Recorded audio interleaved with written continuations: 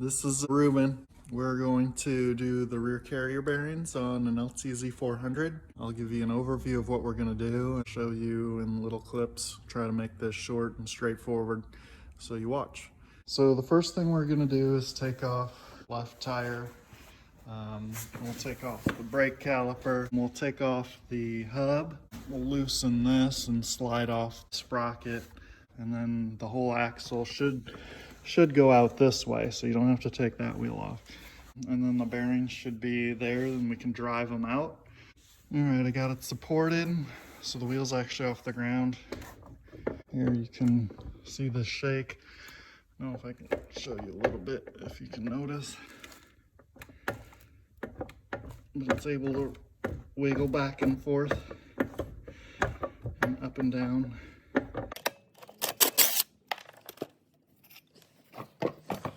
These wheels and tires on this thing are so light. Loosen this, straighten this cotter pin, take this nut off. That'll allow this whole thing to slide off. It's probably on splines. I don't know if you can see the split right here. Okay, here's a word of caution. In order to get this nut here loose, I ended up heating it and then laying across this with my foot on the rear brake and smoking this fool, this 15-inch adjustable wrench, with my heavy ball peen until it started moving, which now it does. If I put my foot on here, I can start spinning this guy. So it is gonna be a struggle, but if you want to keep your nut in good shape, then I suggest using a wrench. Hopefully this one will go easier, but might have to do the same thing the next nut I was pointing to. I was able to loosen this without any tricks.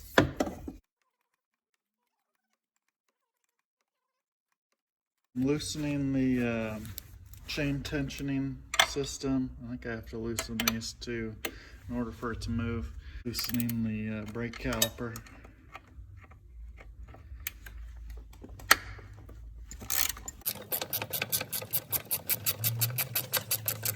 So I took all of these out. These are long bolts, by the way, and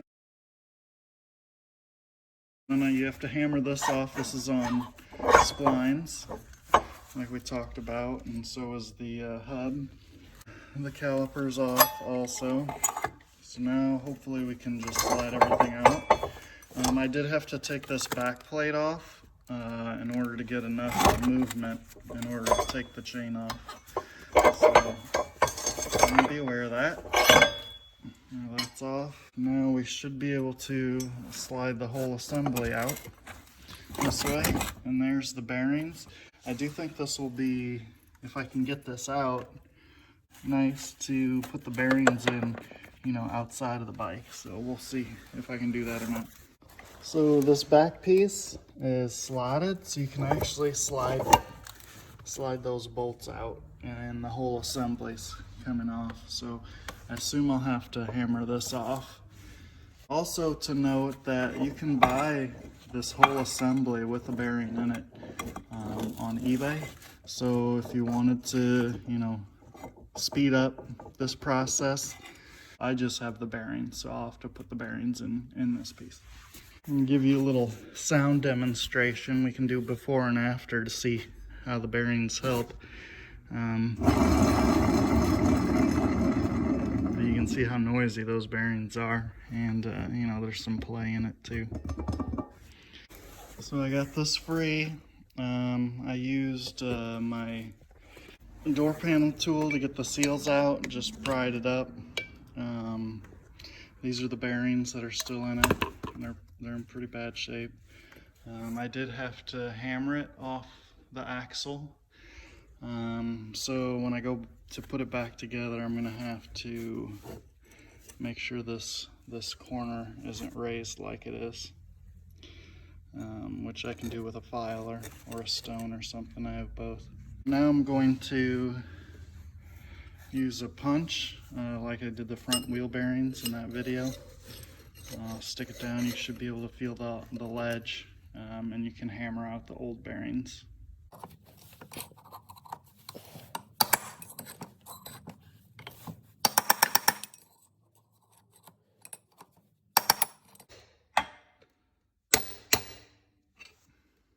I got the bearing out. One of the bearings came apart, so in order to get the race out, you know, the broken bearing, I actually used this piece of bar stock and was able to, you know, kind of like slide hammer it out.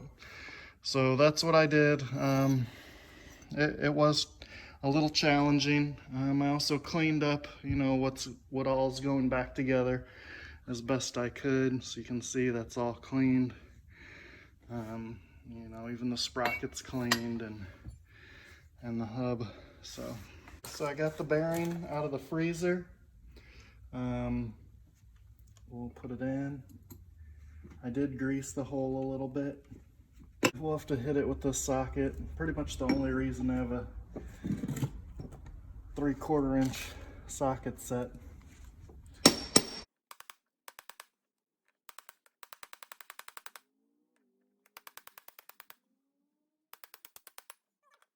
Looks like it dropped down pretty good after I got it straight. So try to get it straight. Last step is the seal. Feels smooth, didn't damage it. That's the reason why I use the big socket, so that you're beating on the outer race and not the inner race, because that could damage the bearing. And this is a 2-inch, 3/4 inch socket. I believe the grease will help that slide right in. Yep. There you can see, it looks nice and even. So before you put the second bearing in, make sure the spacer is in there. I greased it up. I don't know if you have to. Hello. So putting it back together is the same as it was taking it apart, but this video is going to show it just in case you forgot. So this goes on the brake side, the brake caliper mounts did, so it should be pretty obvious. Slide it through, or should we should actually probably put this on the axle similar to the way it came off. So let's do that. So I did clean the shaft a bit. Hopefully it is clean enough.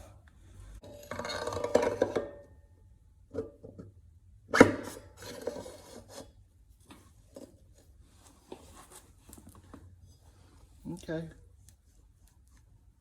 Feels nice and tight, no play. It looks like they're in the correct position. So I think now I can slide it through. This is similar to the way I took it out. So, worked right next to it. You'll watch the end of the shaft as much as you can.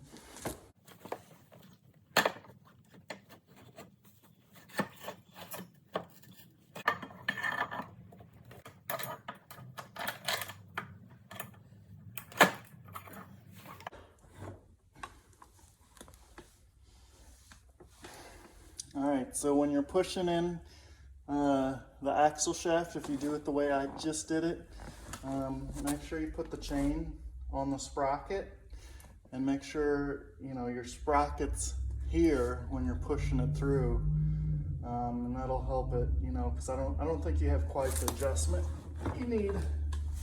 So now we'll put these guys in. Don't forget about these guys. So these actually have fixed nuts on them. So this is actually flipped around. So these are 2 different size holes and 2 different size bolts. So they'll go in like this. You got one in the front, one in the back. And then you have these 2. You'll have to line these. These are 2 different size tapped holes. All right, so the wider one goes in the back. The narrow one goes in the front. That would help.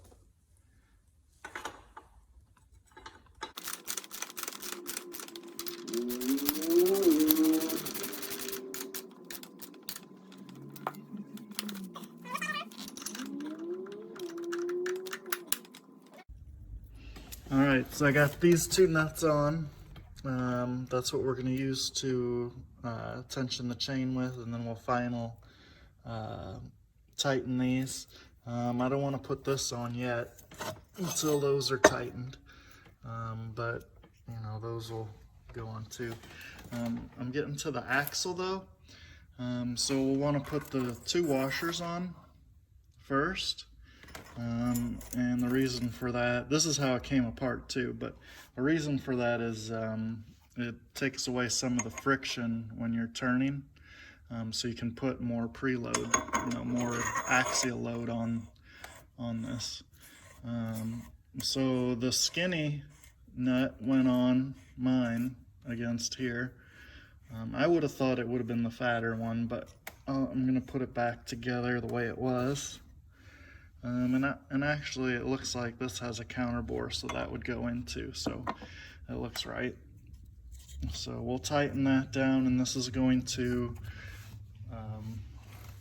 squeeze, you know, the bearings. It's got that bearing spacer in the middle, so you're you know, they're fully supported, and that's what's going to give you your stability.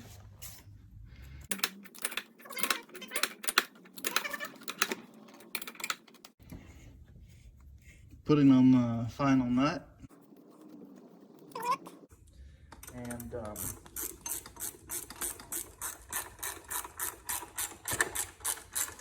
okay, so there are marks here. That's what you're looking at to tension this guy. I'm gonna put the brake on now. Slide that on. I did spread it a little with a pry bar.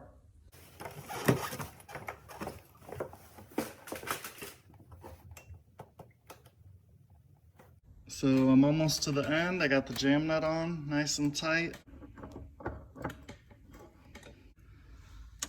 Put that nut on.